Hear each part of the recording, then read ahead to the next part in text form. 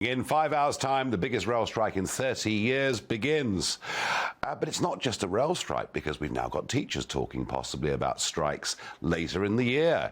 We've got postal workers possibly talking about strikes. We've got parking attendants possibly talking about strikes. I knew there had to be an upside somewhere in there.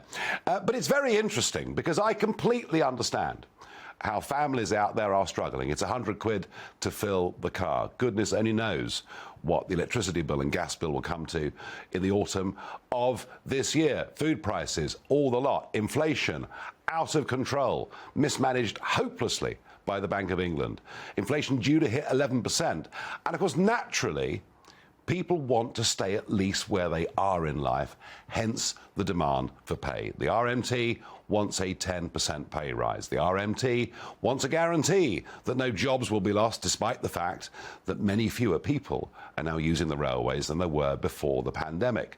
So I understand, on the one hand, that basic human desire not to go backwards. But the truth is, we learnt in the 1970s that once that disease of inflation has set in, wage inflation can keep the whole thing going for longer and indeed make it spiral out of control.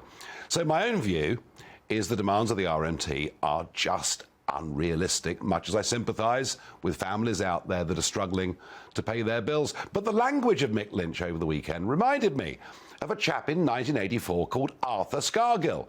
He was all out for class war. I think Mick Lynch is as well. He seems to be encouraging a general strike. Do you know, we haven't had one of those since 1926.